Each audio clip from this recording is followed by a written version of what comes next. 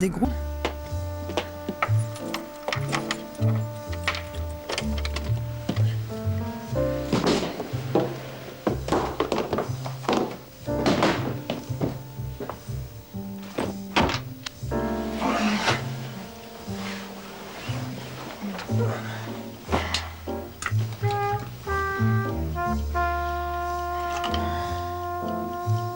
Hoe was het? Te gek. Uitverkocht. Raken de tent af. Wat is er? Dringen voor punk of new wave is ook in Nederland niet ongewoon meer. Zoals bleek in Arnhem bij het optreden van de New Yorkse formatie Blondie.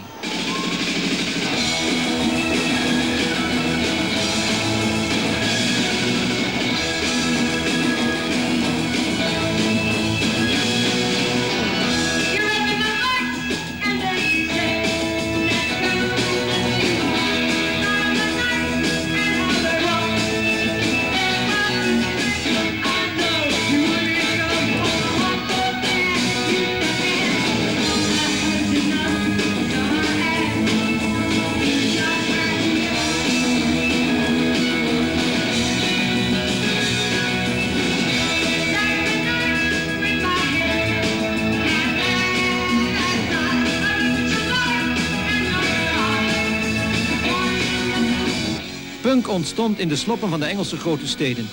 Jongeren verzetten zich tegen hun sociale achterstand met een agressief geluid op eigen gemaakte instrumenten, zonder veel techniek of muzikaliteit. De soortgelijke ontwikkeling die omstreeks dezelfde tijd in Amerika op gang kwam, bezit deze belangrijke elementen wel, zoals de groep Blondie bewijst.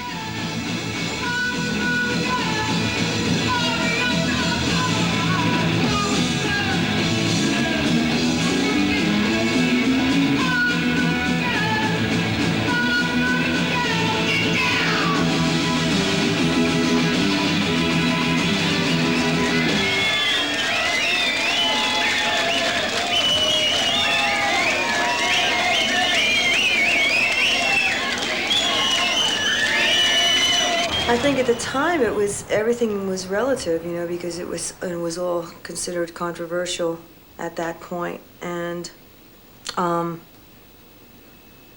actually people were afraid of me. Yeah, thought that I was violent.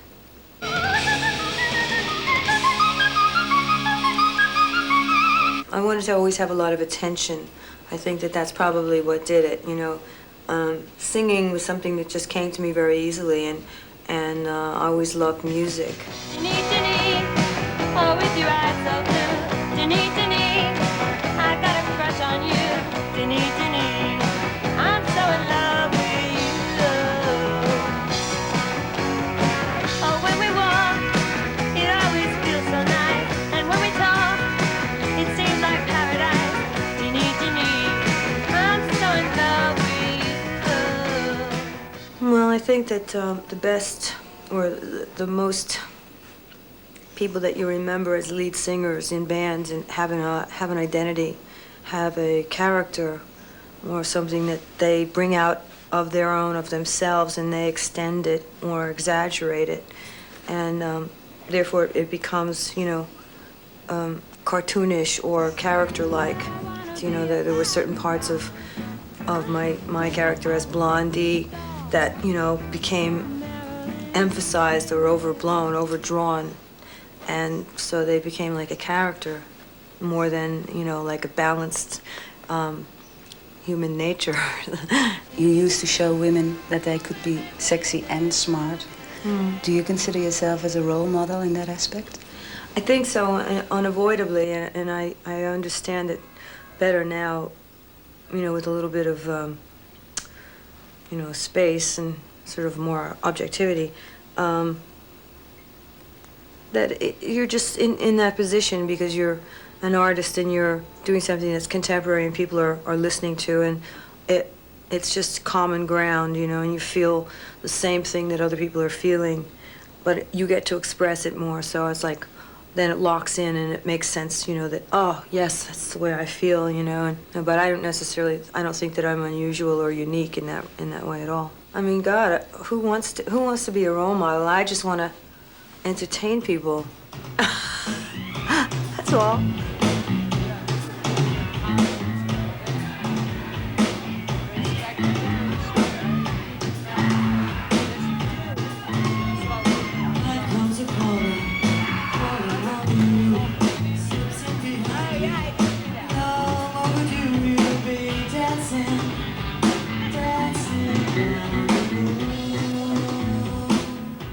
knowing what I know now, I should have like stayed with either in a pop band or started out as a solo artist.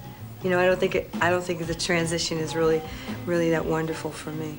Everyone has this idea of who you are, right? They know who you are, but then you're not that person. I mean, you're not that thing. You're not that that piece of marketing is gone. You know, and really, that's what happens as an entertainer, and that was really a solid, even though it was only like sort of an identity, it was something that was really there in people's minds and able to, communicate. So. Is it a bit like losing ground? Yes, just a bit.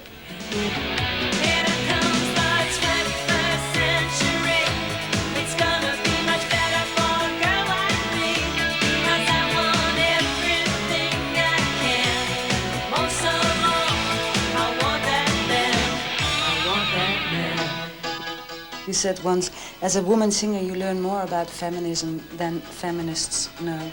Yeah, I had an interview with L7 recently. You did an interview with them? Yeah, and it was very funny because they have a very political and sort of they've taken this position, but and they feel that it's been forced on them because of being, having an identity and being strong and being,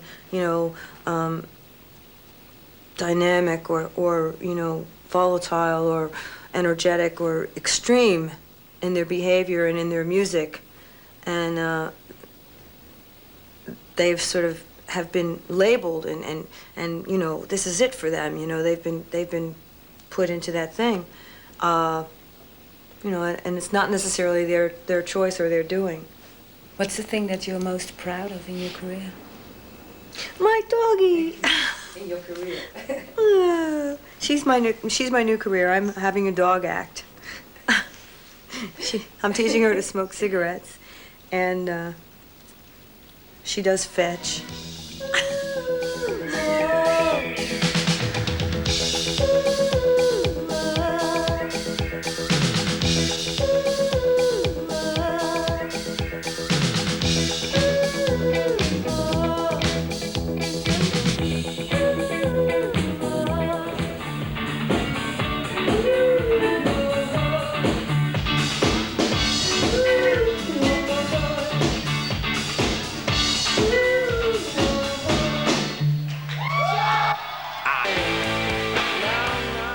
Everything changes so quickly.